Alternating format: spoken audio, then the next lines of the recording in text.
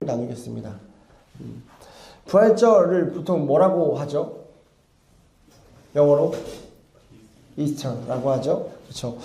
고대 이교도의 봄과 새벽의 여신 이스터에서 온 건데 부활절에 원래 이름이 있어요. 히브리어로 파스카라는 이름을 가지고 있습니다.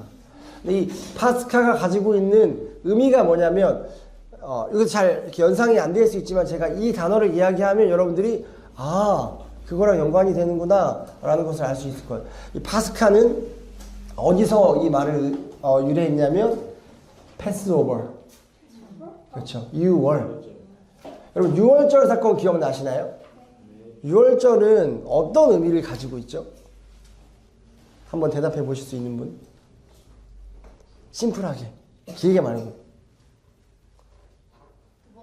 넘어간다. 그렇죠? AI 익힌 건가요 지금? 네. 넘어간다. 뭘 넘어가죠? 죽음을 넘어간다. 그렇죠?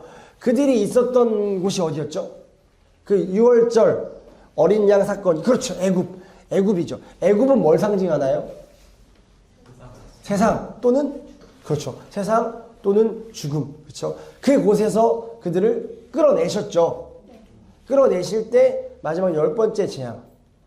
첫 번째 장자의 죽음. 그때 문 인방에 피를 발라라. 그러면 죽음이 넘어갈 것이다. 그렇죠? 애굽에서 죽음에서 그들을 구원내시는 과정이었고 패스오버. 예수 그리스도의 피로 말미암아 그들이 영원한 영생을 얻게 되는 과정을 우리가 유월절 사건이라고 알고 있습니다. 그런데 부활절이 이 파스카라는 히브리어가 패스오버에서 유래가 됐다라는 걸 우리가 듣는다면 어떻게 이걸 매치업을 시킬 수 있을까요? 유월절이 이집트의 노예 상태에서 해방과 자유를 뜻하는 것처럼 부활절은 죄의 상태에서 의의 상태로, 죽음의 상태에서 영원한 생명의 상태로 옮겨지는 의미를 가지고 있다는 걸 우리가 이해했으면 좋겠습니다. 그리스도인들에게 있어서 부활절은 그리스도의 다시 사심, 그리고 이를 근거로 한 그리스도인들의 죽음으로부터의 해방을 뜻하기 때문입니다. 그렇기에 부활절은 그리스도인들에게 있어서 기쁨, 생명, 승리, 희망 등 이런 좀 긍정적인 요소들을 우리에게 부각시킵니다. 왜냐하면 죽을 수밖에 없었던, 죽었던, 죽음에 있던 우리를 생명으로 또는 자유로 해방시켜 주셨다는 의미가 있기 때문이죠. 요한복음 22장 18절을 보면 부활을 처음으로 목격한 막달라 마리아의 장면이 나옵니다. 그 부활의 사실을 어떻게 하게 되죠? 전하는 모습을 우리가 볼 수 있습니다. 즉 부활을 처음으로 목격한 자가 했던 행동이 뭐냐면 부활의 증인이 되었다라는 거예요. 아까 처음에 말씀드렸던 걸 같이 한번 다시 이야기해 볼까요? 죽음에서 건짐을 받았어요. 그리고 뭔가 이렇게 우리를 올가매고 어떠한 속박에서 자유를 얻었어요. 그가 가장 먼저 마땅히 해야 하는 또는 자기의 어떠한 의지와 상관없이 하게 되는 일이 뭐냐면 그곳에 있는 자들을 꺼내주는 일이에요. 이거를 너무 제가 어렵게 설명했나요? 쉬운 단어로 바꿔볼까요? 전도, 선교예요. 왜냐하면 보세요. 죽을 것 같은 인생에서 죽을 것 같은 삶에서 하루하루 힘겨워하고 불안해하고 두려워하며 정말 이 땅에 임한 천국 보지도 못하고 지옥 같은 삶을 살았던 자가 구원을 받은 거예요. 건짐을 받은 거예요. 해방을 입은 거예요. 탈출을 받은 거예요. 받고 보니 보이죠. 그곳에 있던 사람들, 그곳에 있던 자들의 마음을 내가 누구보다 잘 알잖아요. 그러니까 어떻게 해요? 그들에게 복음을 전하고, 그게 복음이거든요. 기쁜 소식. 그들에게 구원의 길을 제시해서 그들을 건져내는 통로가 되어주는 거죠. 그러니까 제가 오늘 제목이 부활의 증인되는 삶이라고 지었는데 이게 무슨 말이냐면 부활을 목격하고 부활을 경험한 자들은 반드시 그들의 삶이 어떻게 바뀌냐면 부활의 증인이 되는 삶으로 바뀌어지게 된다. 그래서 저는 오늘 우리 예배하는 교회 모든 성도들이 이 부활의 의미를 알고 그 부활의 은혜를 경험함으로 부활의 증인되는 삶을 살게 되기를 간절히 축복합니다. 마리아는 어떤 자였습니까? 막달라 마리아. 조금 성경을 많이 읽지 않은 사람들은 헷갈릴 수 있지. 마리아 많이 나오잖아요. 뭐 예수님이 엄마를 얘기하는 거야, 누굴 얘기하는 거야, 그렇죠? 이 부활을 처음으로 경험했던 막달라 마리아는 귀신에 들렸던 자입니다.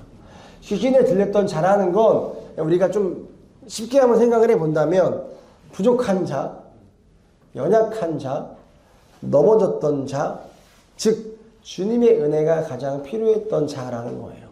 제가 늘 말씀드리지만 성경에서 하나님의 시선은 약자에게 가 있어요. 죄인에게 가 있어요. 자신의 힘으로는 도저히 살아갈 수 없는 자에게 주님의 시선이 향하여 있습니다. 그래서 그들 때문에 이 땅에 십자가를 지러 오셨다라고 주님은 이야기하십니다. 그랬기 때문에 주님의 부활을 처음으로 목격한 자가 누구였냐면 귀신 들렸던 막달라 마리아였던 거죠. 예수님의 제자들도 아니고 종교 지도자들도 아니고 신학에 능통했던 자들도 아닌 귀신에 들렸던, 넘어졌던, 연약했던, 부족했던, 사람들에게 손가락질 당했던, 사람들의 눈치를 보고 살아야 했던. 여러분 잘 보세요. 귀신에 들렸어요. 근데 은혜로 거기서 이렇게 해방이 되었어요. 거기서 나왔다고 쳐요. 하나님의 사람들을 같이 축하해 주겠죠. 근데 하나님의 사람들만 있는 게 아닌데요. 세상은 그를 어떻게 보죠? 여전히 귀신에 들렸던 자로 봐요. 과거, 이전의 모습, 주님 만나기 전의 모습으로 본단 말이에요. 그러니까 사람이지만, 사람이기 때문에, 그도 은혜를 입은 자지만 사람이기 때문에 어때요? 눈치를 보죠. 사람들의 시선을 의식할 수밖에 없어요. 자유롭지 않단 말이에요. 근데 이런 자에게 주님 찾아가시는 거예요. 그리고 이런 자에게 주님의 부활을 목격시켜 주시는 거예요. 여기서 이야기하고 싶은 것이 있습니다. 그것이 무엇이냐면 주님께서 부활을 경험시켜주는 자들은 어떤 대단한 실력을 가지고 있는 자나 그만한 것들을 목격할 만한 행위를 했던 자들이 아니라 하나님의 은혜가 필요하고 하나님의 눈길이 가 있는 연약한 자들이라는 걸 우리가 알아야 될 줄 믿습니다. 오늘 19절까지 있어서 제가 한 절 한 절 다 강해하면 시간이 너무 걸리니까 아마 제가 하는 설교 안에 이 오늘 본문들이 다 녹아져 있을 건데 아까 바울이 뭐라고 얘기했죠? 나는 사도 중에 가장 작은 자입니다. 그렇죠? 이 바울이 주님의 부활을 목격한 비결이 여기 나와 있는 거예요. 제가 방금 말씀드렸던. 자신이 어떤 자임을 고백해요? 가장 작은 자임을 고백하는 거예요. 우리 얼마 전에 했던 찬양, 막 은영이가 성도의 고백을 해줬지만 그 성도의 고백을 하기 이전에 여러 가지 힘든 일을 겪으면서 그 과정에서 나왔던 고백이 나는 아무것도 아닙니다. 였죠. 침례를 받기 위해 준비하는 자들이 있어요. 우리가 지금 한 달에 한 번씩 모여서 침례 교육을 하는데 다른 거 없어요. 그 교육하고 있는 거예요. 이제 내가 사는 것 아니요 오직 내 안에 예수로 사는 것입니다. 나는 아무것도 아닙니다. 이제는 내가 없고 오직 내 안에 예수 그리스도로 삽니다. 이 고백하는 거예요. 권리 포기, 주권 양도, 내 안에 주인된 내 모든 것들이 죽고 이게 되게 중요한 거예요. 내 안에 죄인된 내가 죽고 예수와 함께 부활해서 예수 생명으로 내 안에 계신 성령의 이끌림으로 살아가는 것이 그리스도예요. 거듭나. 이게 높은 수준의 신앙인이 아니라 그냥 여기부터가 신앙인. 이게 아니면 사실 신앙인이라고 보기 힘든. 거듭나지 않으면 구원받을 수 없다고 성경은 이야기하고 있기 때문에 여전히 내가 주인 되어져서 그 애굽에서 그렇게 불안에 두려움에 사는 우리를 구원한다라는 것들은 성경에서 이야기하고 있지 않습니다. 물론 그 후에 하나님의 열심으로 그들을 만들어가겠지만 그 상태를 구원받았다라고 이야기하지 않는다라는 거죠. 우리가 한번 심각하게 생각해 봐야 될 일인 겁니다. 그래서 오늘 설교의 제목이 아까 말씀드렸던 것처럼 부활의 증인되는 삶인데 부활의 증인으로 서려면 가장 먼저 체킹해야 될 게 있습니다. 그게 뭐냐면 부활이 믿어져야 한다는 거예요. 믿어지지 않는 사람은 전할 수 없어요. 그렇죠? 전에도 뭐가 없죠? 힘이 없죠. 그리고 그들을 뭐라고 이야기합니까? 거짓 증인이라고 이야기합니다. 그렇기 때문에 부활의 증인되는 삶을 살려면 가장 먼저 그 부활이 믿어져야 된다는 거예요. 근데 오늘 이 부활의 설교를 하면서 가장 무겁게 여러분들에게 전하고 싶은 것은 무엇이냐면 요즘 세대의 추세가 이 부활을 실제로 믿지 않는 추세라는 거예요. 이게 조금 마음이 아파요. 이전에는 이렇게 성도들만 잘 안 믿는 주제였어요. 그래서 이제 교회 안에 가서 실제로 설문조사를 해본 것들이 있거든요. 그래서 물어봐요. 신앙생활 하고 있는데 그 중에 좀 안 믿어지는 분들이 있지 않냐, 뭐가 있냐라고 물어보면 여러 가지가 있잖아요. 뭐 동정녀 마리아의 사건이라든지 뭐 이런 것들이 있잖아요. 예수님 물을 가르쳤다든지 오병이요, 뭐 이적, 기적, 신비적인 것, 이런 것들을 이야기하면서 가장 상위권에 랭크되어 있던 게 뭐였냐면 부활이었어요. 실제로 여러분 다 믿어진다면 우리 교회는 정말 은혜 가운데 있는 거고, 그냥 일반 교회라고 하는 큰 교회 가서 이런 자리에서 말고 한 명씩 대면해서 부활이 믿어지냐, 그러니까 막 그 안 믿어지면 정죄하고 이런 분위기가 아니라 진짜 우리 한번 진지하게 대화해보자. 부활이 믿어지냐? 이렇게 질문했을 때 아멘이라는 대답이 잘 나오지 않아요. 제가 이따가 설명해 드릴 거지만 부활은 그렇게 쉽게 믿어지는 게 아니에요. 여기까지 우리가 인정을 하는데, 이제는 어떤 시대가 됐냐면 신학계에서도 그리고 강단에서도 말씀을 가르치고 연구하는 자들 사이에서도 부활이 사실이 아닐 수 있다라는 이야기들이 예전보다 더 많이 돌고 있다는 거예요. 이게 얼마나 안타까운 이야기냐면, 얼마나 모순적인 이야기냐면, 신앙생활을 하는데도 나는 하나님을 믿고 있다라고 이야기하면서도 부활이 믿어지지 않는다. 우리는 마치 이거는 너무 신비적인 거니까 이거 안 믿어줘도 괜찮아 라고 쉽게 생각하고 옆으로 밀어놓는데, 부활이 믿어지지 않는 사람이 신앙생활을 한다? 이거보다 모순되는 것들은 없습니다. 여러분 보세요.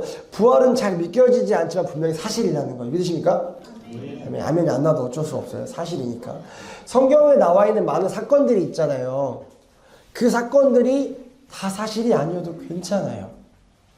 물론 이 모든 것들을 사실로 믿음으로 받아들이고 믿으시는 분들도 계시지만, 성경 안엔 예화도 있고요.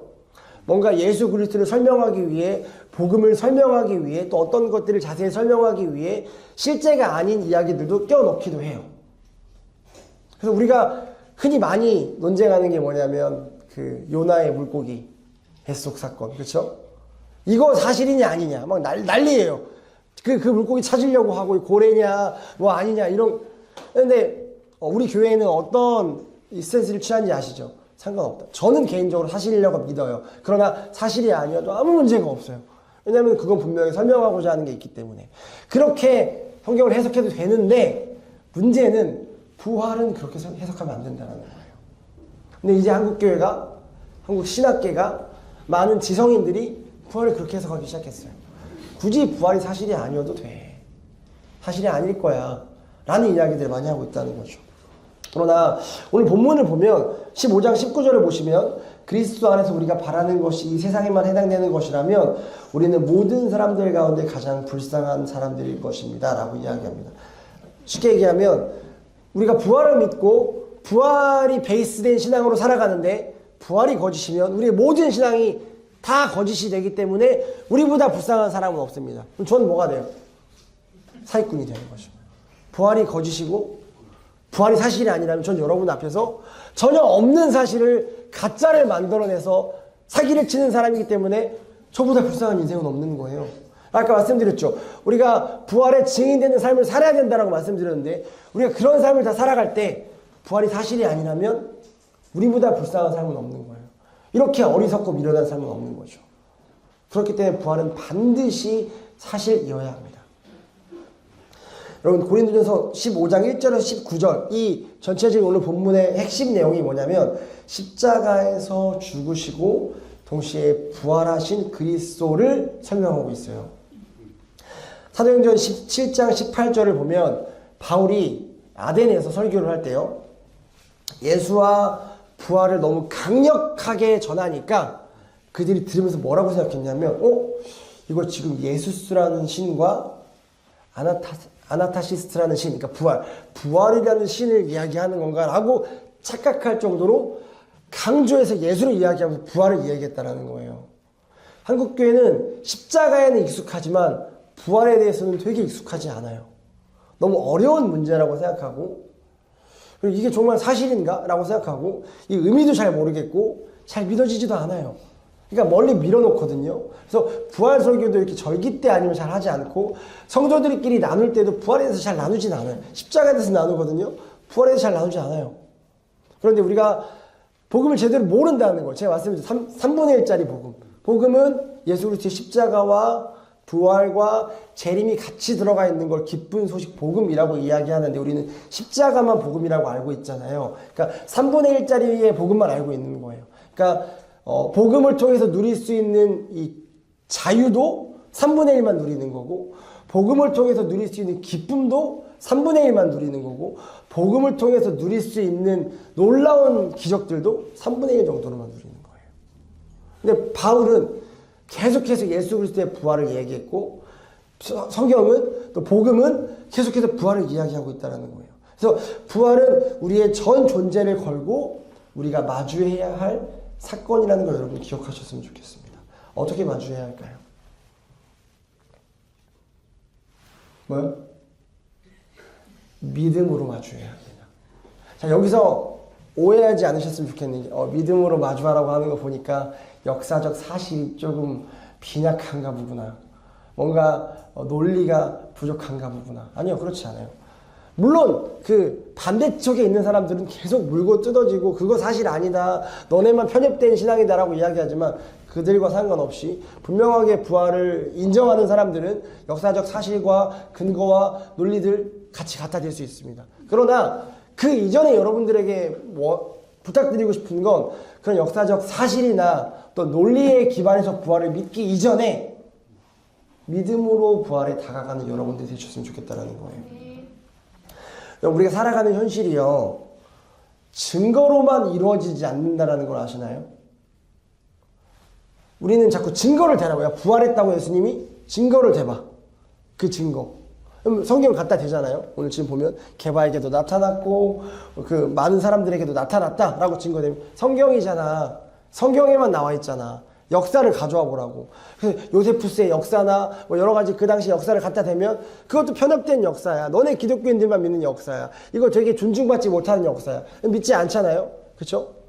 그런데 한번 잘 보세요, 여러분. 우리가 이 증거를 갖다 대라고 해요. 부활을 얘기하면. 근데 되게 웃긴 게 뭐냐면 우리가 삶을 살아가는 현실이 증거로만 이루어지지 않았다라는 걸 우리가 잘 몰라요. 부활은 믿음으로 다가가려고 하지 않고 증거로만 다가가려고 하면서 계속 우리의 삶 가운데서 이 믿음으로 다가가야 되는 영역들이 있다는 걸 우리 놓치고 있다는 거죠. 예를 한번 들어볼까요? 오늘 여러분이 예배 자리에 오실 때 혹시 이런 의심을 가지고 오신 분들 있나요? 오늘 혹시 목사님이 귀찮아서 예배를 안 오진 않을까? 오늘 내가 갔는데 성도들이 마침 날씨가 좋으니까 다 봄놀이 가서 꽃놀이 가서 나만 있진 않을까? 라는 의심을 가지고 오신 분들 계세요? 아니죠. 올 때 어떻게 오셨어요? 우리에게 장착된 믿음이 있잖아요. 나 가면 오늘 성도들도 주일이니까 시간 빼서 예쁜 옷 입고 같이 예배드리러 올 거고 목사님 당연히 와 있겠지. 목사니까. 전혀 증거 없는 믿음을 가지고 이 자리에 왔다는 거예요. 하나 더. 그리고 오늘 예배에 여러분 설교 들을 때, 앉을 때 어떤 마음 가지고 앉으셨어요? 예배가 시작됐어요. 설교를 들으려고 하시잖아요. 어떤 마음이 가지고 있죠? 목사님께서 한 주 동안 어떤 설교를 준비하셨을까? 하나님이 어떤 은혜를 주셨을까? 오늘 우리 교회 가는데 어떤 마음을 주시기 원하실까? 이게 그냥 기본으로 세팅되어 있죠. 근데 어떤 증거가 있죠? 제가 한 주 동안 어떻게 설교를 준비했는지 여러분 어떻게 아시나요? 증거가 없어요. 그냥 믿는 거예요.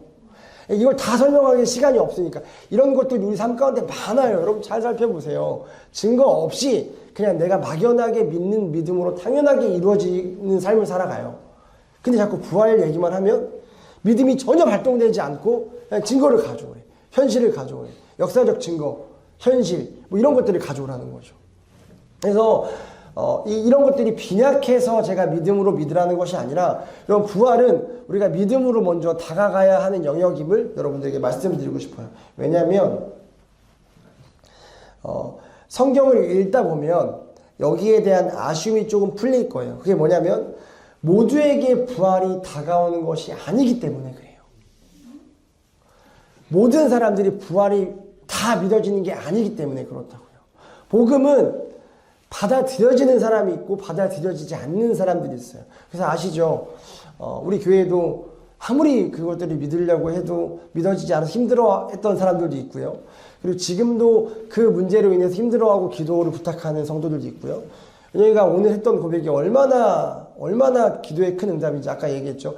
예수 그리스도의 십자가의 사랑이, 그 덮으심이, 희생이 이번 사건으로 통해서 제 안에 들어왔고 믿어졌습니다 라는 고백이 은영이가 계속했던 걸 믿고 싶어요. 그러니까 오늘 이전까지는, 이번 주 이 사건이 있기 전까지는 아직 정확하게 믿어지지 않았던 거예요. 지금도 그걸로 고민하고 있는 성도에게 제가 늘 이야기하잖아요. 우리 금요일날 같이 얘기했죠. 하나님의 때가 있고 분명히 그 하나님의 때 그것들이 믿어지게 할 거다. 여러분, 근데 어떤 누구는요, 아무리 믿으려고 해도 평생을 믿으려고 막 연구하고 공부하고 기도해도 믿어지지 않는 사람도 있다는 거예요. 그러니까 복음이 믿어진다, 복음이 받아들여진다, 이거보다 더한 은혜는 없어요. 그러니까 제가 늘 얘기하는 거예요. 이거 위에 뭐가 더 필요하냐는 거예요. 내가 복음이 믿어졌는데 예수 그리스도의 십자가의 희생이 믿어지고 그 은혜로 내가 이 자리에 있다는 게 고백이 되는데 대체 그 이상에 뭐가 필요하냐는 거예요. 이건 우리의 지적인 욕구로 되는 것도 아니에요. 우리의 의지로 되는 것도 아니에요. 열심히 노력한다고 되어지는 것들도 아니에요. 하나님께서 믿게 해주셔야 믿어주는 거예요. 부활도 마찬가지라는 거죠. 사도행전 10장 39절에서 43절을 보면 이렇게 이야기해요. 그 부활은 공개적으로 누구에게나 드러나지 않았다라고 이야기합니다. 하나님께서 미리 신중하게 그 증인들을 택하셨다라고 베드로가 이야기하고 있고요. 그분이 이 일을 공개적으로 알리는 일을 누구에게 맡기셨냐면 우리에게 맡기셨다라는 거예요. 먼저 된 자라고 하죠. 그러니까 모든 하나님께서 부활을 믿게 하시고자 하는 자들에게 한 번에 일괄적으로 그 부활을 이해시키시는 것이 아니라 그 부활을 알아들을 수 있는 누군가를 선택하셔서 그 부활의 은혜를 주시고, 그래서 오늘 설교 제목이 부활의 증인이 되는 삶. 그 부활의 증인이 되는 삶을 사는 그들을 통해서 또 하나님의 자녀들이 부활을 경험하게 되고 믿게 되어지는 거죠. 그러니까 여기서 알아야 될 것은 부활이 내가 믿고 싶다고 아무나 함부로 쉽게 믿어지는 게 아니라는 거예요. 그러니까 그게 믿어지시는 분들이 있다면, 그냥 의심이 안 되고 아멘이 된다면, 아까 얘기했던 대로 역사적 사실이 맞아? 그게 진짜 그럴 수 있어. 사람이 과학적으로 죽었다 살아났어. 이런 회로가 안 돌아가고 그냥 아멘이 된다면, 아까 말씀드렸죠. 그 역사적 논리적 사실 위에 믿음이 딱 발동되어져서 아멘. 말씀이 그렇게 이야기하고 있고 나는 그 부활을 이해하는데 한치 의심이 없어가 된다면 은혜예요. 너무나 큰 은혜예요. 사실은 부활을 따로 떨어뜨려 놓고 생각하지 마요. 부활은 복음 안에 같이 있는 거기 때문에 이 부활이 믿어지는 자가 복음이 믿어지고 이해되는 자고, 부활이 믿어지지 않는 자는 사실은 복음을 제대로 이해한다고 이야기할 수 없어요. 우리가 착각하는 게 예수 그리스도의 십자가는 믿어져요. 근데 부활은 안 믿어져요. 이거는 복음이 아직 내게 아니라는 뜻이에요. 하나님께서 복음을 받아들이게 하시려면 이 부활이 믿어질 수밖에 없다는 거죠. 그래서 그 부활의 은혜를 누린 자들은 사명이 생기죠. 그 사명이 뭐냐면 부활의 증인이 되어서 그 부활신앙을 전파하게 되어지는 거예요. 오늘 막달레아 마리아가 그랬고요. 조금 다른 맥락이지만 제가 이제 시선을 바꿔서 설명할 거라서, 수가성 여인 기억나시죠? 그 여인이 예수님을 만나고 이제 예수님이 주시는 물을 마시면 영원히 목마를 일이 없을 거야 라는 선포를 듣고 그 여인이 어떻게 했죠? 바로 물동이 뭐라고요? 물동이를 버리고 마을로 가서 전했죠. 그렇죠? 전했다고요. 그러니까 주님을 만난 자에게 있어서 마땅하게 당연하게 나와야 되는 것이 뭐냐면 나만 누리고 끝이 아니에요. 오, 주는 살았다, 구원받았다로 끝나지 않아요. 아직 그 죄의 자리, 죽음의 자리, 애굽, 세상에서 허덕이고 두려워하고 불안해하는 자들에게도 시선이 가죠. 왜냐하면 예수님의 시선이 그들에게 가기 때문에 그래요. 내 안에 계신 성령님과 예수님이 한 분이기 때문에 그 성령이 이 세상에 있는 내 시선을 거기로 고정시키는 거죠. 전할 수밖에 없게 되는 거예요. 그러니까 전도는 숫자 늘리려고 나가서 하는 게 아니에요. 내 안에 복음이 명확하면, 그 복음의 기쁨이 넘치면 전하지 말라고 해도 전하는 게 전도고 선교라는 거죠. 그래서 우리가 이 부활신앙이라고 했을 때 이 부활신앙을 전파해야 된다라고 말씀드렸는데 그렇다면 이제 부활신앙이 뭔지에 대해서 함께 잠깐 살펴봤으면 좋겠습니다. 아까 제가 초반에 말씀드렸었는데 가장 중요하다고 말씀드렸던 게 뭐냐면 죽음으로부터의 해방이에요. 패스오버와 같은 의미를 가지고 있다고 했죠. 즉 죽음으로부터의 해방은 죄로부터의 해방과 같은 의미를 가지고 있습니다. 우리는 태어나자마자 어디로 향하는 존재죠? 죽음, 그쵸? 사망으로 향하는 존재예요. 태어나는 순간 죽을 나를 위해 달려가는 존재란 말이에요. 죽음이랑 뗄래야 뗄 수 없는 존재이죠. 자, 예수님께서 십자가를 지시고 나서 뭐라고 말씀하셨죠? 다 이루었도다. 뭘 이루었을까요? 예수님께서 이루시는 게 뭘까요? 뭘 하려고 이 땅에 오셨죠? 죽으려고. 그러니까 예수님께서 다 이루었다라는 것은 내가 죽으려고 이 땅에 왔고 그 목적을 달성했다라는 의미를 가지고 있어요. 그러니까 의도적이었다는 거예요. 예수님이 이 땅에 오셔서 십자가를 지시는 것. 재수 없게 유다가 팔아서 십자가를 지시는 게 아니에요. 뭔가 눈치를 보고 종교 지도자들이랑 마찰이 없었어야 되는데 그 선을 넘어가지고 예수님이 처형받은 게 아니라고요. 이 땅에 오실 때부터 죽어야 하는 정확한 사명이 있으셨고 그 목적을 다 이루셨기에 십자가에 달리셔서 다 이루었다라고 말씀하시는 거예요. 여러분 사람들이 당신이 진짜 하나님의 아들이면 내려와 보십시오 라고 조롱했어요.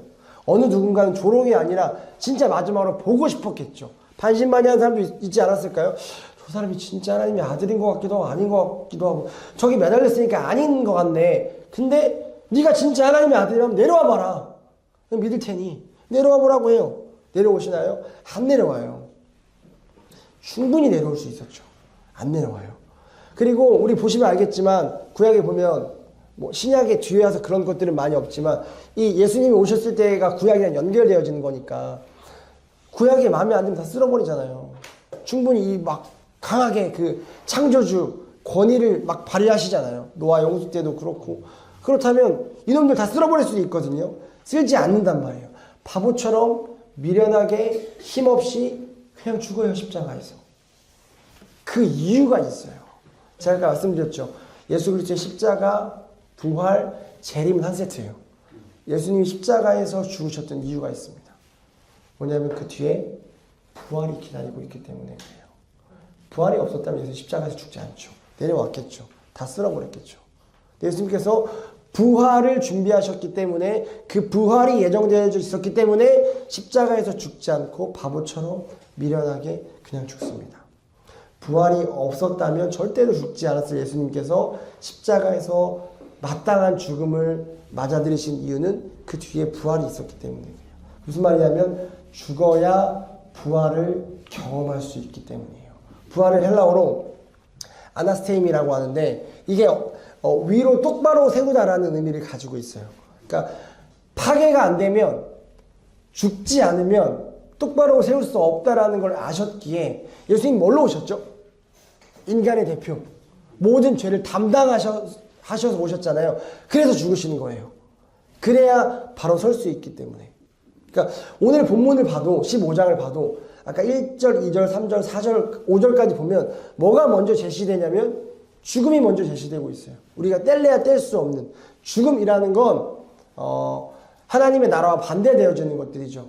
우리가 여전히 죄인된 우리의 모습, 그리고 우리가 주인된 모습, 하나님의 뜻과 반대되어지는 모습들이 죽는 거예요. 무너뜨리는 거예요. 그러고 나서 다시 세우시는 걸 부활이라고 이야기하죠. 침대 만드시는 분들 잘 들어보세요. 이 같은 개념이에요. 우리가 그 물 안에 들어가는 의미가 뭐냐면 이전에 내가 죄인된 나의 모습, 애굽에 있었던 나의 모습, 패스오버 되기 전에 그 나의 모습이 그 물로 들어감으로 인해 장사되어지는 거예요. 그래서 예수께서 십자가에 달리셨던 것 같이 죽는 거예요. 이제는 내가 없어지는 거죠. 그 안에서 물에 있다가 나오면서 예수 그리스도의 부활을 경험하게 되는 거예요. 예수의 부활과 함께 내가 다시 새롭게 사는 거예요. 그래서 이걸 제대로 경험하게 하려면 좀 오랫동안 물속에 담궈서 죽는 느낌을 좀 줘야 된다고 하는데 여러분 너무 긴장하고 있기 때문에 그렇게는 안 할게요. 네. 그래서 그 죽음을 경험하고 이제 새롭게 내가 다시 살아서 이제는 내가 나의 주인된 모습으로 사는 것이 아니라 예수 그리스도의 부활에 동참하여서 이 땅에 이미 임한 하나님 나라를 누리게 되는 거예요. 그걸 부활이라고 이야기하는 거죠. 그러니까 아무것도 아닌 자랑할 것 없는 자로 몰아가는 것이 신앙생활이에요. 그래서 제가 남일이와 은영이 가정에 그 얘기를 하는 거예요. 너무 막 나만 이렇게 잘못했다고 생각하지 마. 그게 신앙생활이다. 그리고 너네가 이번 순서고 다음엔 모든 성도들의 순서가 기다리고 있다. 어디로 몰아가냐면 아무것도 아닌 자리로. 아까 그 간증에서 은혜가 그 얘기했죠. 어떤 고백을 듣고 싶었냐면 내가 그래도 최선을 다해볼게. 내가 망치는 거니까 내가 다시 한번 회복해볼게. 이 말이 아니라 나 아무것도 아니야. 나 못하겠어. 도와줘. 라는 이야기를 듣고 싶었다고 했잖아요. 이게 신앙생활이에요. 하나님이 우리에게 듣고 싶은 말이 그거예요. 내가 여전히 내 힘으로 내 삶을 이끌어 나가는 게 아니라 주님, 나는 아무것도 아니네요. 나에겐 소망이 없네요. 나에겐 희망이 없네요. 이렇게 기회를 주셨는데 또 배신하네요. 또 안 되네요. 이 아무것도 없는 자리로 우리를 밀어 넣으시는 게 신앙생활이라는 거예요. 이 땅에서 이 싸움 계속 할 거예요. 그래야 뭘 경험할 수 있기 때문에. 부활을 경험할 수 있기 때문에. 그러니까 부활이 믿어지지 않고 부활이 너무너무 이게 익숙하지 않으신 분들은 아직 이 자리를 경험을 많이 못하는 거예요. 십자가의 자리. 내가 부인되어지는 자리. 코너로 몰리는 자리. 나는 아무것도 아닙니다. 나는 아파르 흙입니다. 먼지입니다. 티끌입니다. 나트입니다. 이것들을 경험하지 못하는 거예요.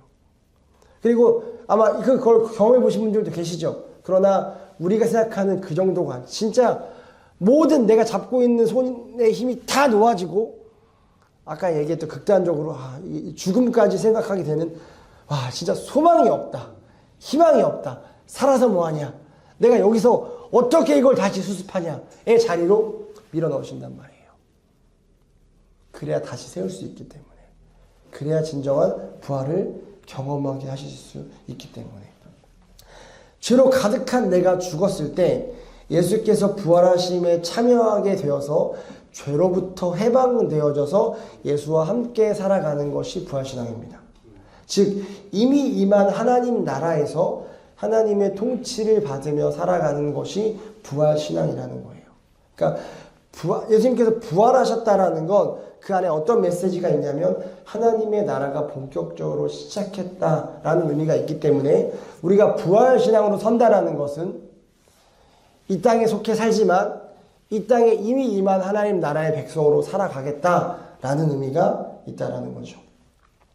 그리스도께서 잠자는 자들의 첫 열매로서 죽음을 결박을 푸시고 영원한 생명의 문을 여셨습니다. 첫 부활의 열매가 되셨죠. 그리고 예수 그리스도의 부활에 우리가 참여함으로 그 예수 그리스도께서 누리는 그 은혜를 우리가 같이 누릴 수 있게 된다는 거예요. 그를 믿는 자는 그래서 영생을 얻을 것이다 라고 이야기하는 거죠. 아니요, 이미 얻었죠. 그러니까 예수 그리스도의 부활에 참여한다는 건 이 땅에 이미 임한 하나님 나라에 속해져 있다는 거니까 그 연관성을 제가 계속 말씀드리잖아요. 죽어서 가는 천국은 없다. 이 땅에 이미 임한 하나님 나라에 속해져 있는 사람이 이 땅의 삶이 끝나고도 천국을 가는 것이다. 사실 간다는 개념보다 이미 천국의 삶을 살아가는 거죠. 그러니까 우리가 부활의 능력을 믿는다라는 것은 영생을 얻는 거죠. 부활은 아까 말씀드렸듯이 이 애굽에서 세상에서 건져냄을 받은 거잖아요. 그러면 우리가 이 땅에 속해 살지만 이미 이 땅에 임한 하나님 나라에 속해져 있는 거예요. 구원받았죠. 그는 구원받은 거죠. 그런 삶을 살아가는 사람들을 부활의 신앙으로 살아간다라고 이야기해요. 그럼 보세요. 이 땅을 살아가지만 두려워하고 불안해하고 떨고 맨날 긴장하고 이런 삶을 살아가는 사람들을 보잖아요. 나는 너무너무 평안해. 그 평안함이 돈이 많아서 문제가 없어서 평안한 게 아니라 어떠한 환경과 상황이 와도 이미 이 땅에 이미 임한 하나님 나라에 거하고 있기 때문에 하나님의 통치를 받고 있고 저저번 주 설교 주님이 나의 목자 되시고 그분이 선하신 분임을 알기 때문에 난 너무 평안해. 그러면 이들에게 시선이 가는 거죠. 그들에게 이 나라를 전하고 싶은 거죠.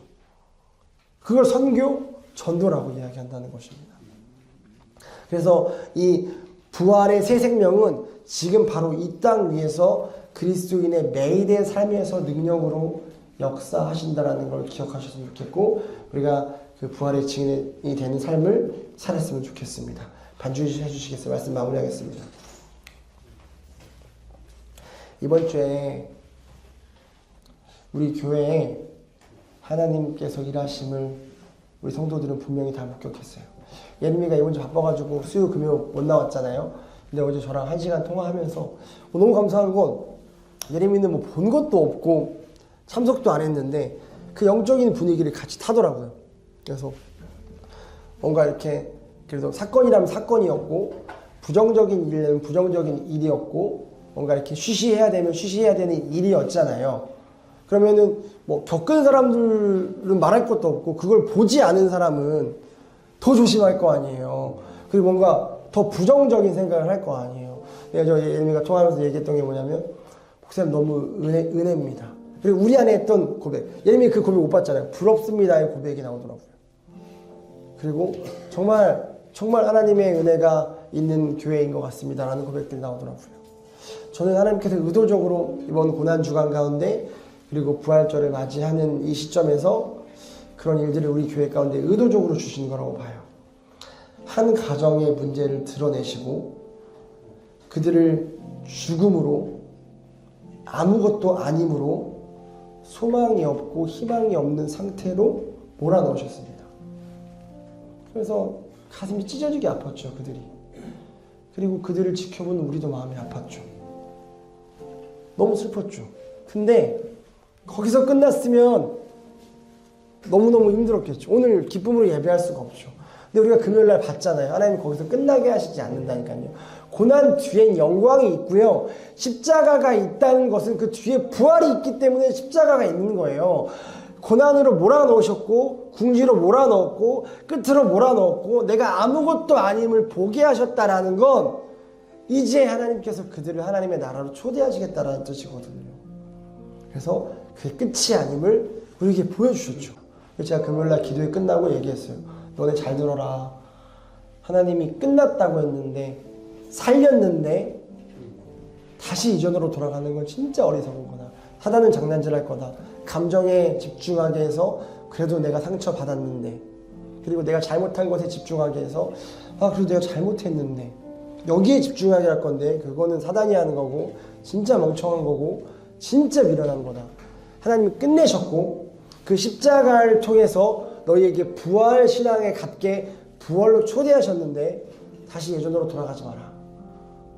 여러분 우리가 이번 주에 이 가정을 통해서 우리에게 보여주신 하나님의 은혜를 우리가 분명히 기억해야 해요. 우리가 부활을 모르고 신앙생활 하거든요. 그러니까 죽음을 두려워하는 거예요. 오늘이 마지막인 것처럼 살 수가 없어요. 자꾸 10년 뒤, 20년 뒤를 준비하고 사는 거예요. 왜냐면 예수님의 십자가는 진짜 하도 많이 들었는데 부활은 그렇게 많이 안 들어봤고 너무 과학적이지 않고 너무 신비적인 거라 사실 믿어지지 않거든요. 근데 부활이 믿어지지 않으면 당연히 재림도 믿어지지 않아요. 믿는다고 하지만 그게 같은 세트이기 때문에 거짓말이에요. 부활이 안 믿어지면 재림이 믿어질 수가 없어요. 그러면 주님 다시 오실 것들을 기대하는 삶을 살지 못하게 되잖아요. 그냥 이 땅의 것만 바라보고 살아가게 되는 거거든요. 그 수준에 머물러 있길 원치 않으신다는 거예요. 예수님의 십자가에서 끝내면 안 돼요. 그 자리로 몰아넣으셨잖아요. 그리고 대신 죽으셨잖아요. 그로 인해서 우리를 살리셨단 말이에요. 그 부활의 자리로 초대하신단 말이에요. 죄의 상태에 머물러 있기를 원치 않으세요. 이제는 이 땅에 이미 임한 하나님 나라에 속해서 우리를 부인하고 자기를 부인하며 주님을 인정하고 주님 우리 주인으로 왕으로 인정하며 우리를 이끌어 가시는 주님과 함께 동행하면서 그 주님 다시 오실 그 마지막 때를 기다리는 자로 살아가기를 원하신다는 걸 기억하셨으면 좋겠습니다. 그게 부활 신앙으로 살아가는 것이고 부활의 증인이 되는 삶입니다. 이 제목만 보면 마치 사람들한테 가서 예수님 부활하셨대. 그 막 싸워야 될 것 같고 과학적으로 역사적으로 그런 증인이 되라는 게 아니에요. 여러분들이 부활의 증인이 된다는 것은 이 땅에 이미 임한 하나님 나라에 속해져 있는 사람으로 하나님의 통치를 받고 내가 주인 된 삶이 아니라 이 땅을 바라보는 삶이 아니라 영원한 것들을 바라보고 영원한 것들을 누리는 자로서 이 땅에서 헤매고 허덕이고 하루하루 너무 지옥 같은 삶을 살아가고 있는 자들에게 그 삶을 보여줄 수 있는 것이 부활의 증인 되어지는 삶인 줄 믿습니다. 너희가 오늘 왜 나와서 간증했겠습니까? 그 삶을 살고 있기 때문에 그래요. 우리 또한 그 간증의 삶 가운데서 넘쳐나기를 소망합니다. 네, 기도하겠습니다. 우리 같이 기도할 때 오늘 예수 그리스도의 부활이 우리와 상관이 있게 하여 주시옵소서. 예수님이 십자가를 지시고 부활하신 이유는 그 부활의 첫 열매가 되어서 우리도 영원한 생명으로 초대하여서 우리가 죄에서 죽음에서 영원히 거하는 것이 아니라 예수 그리스도의 부활의 거함으로 말미암아 동참함으로 말미암아 이미 임하나의 나라에서 우리가 영원히 영생을 누리며 살기를 원하시는 그 초대에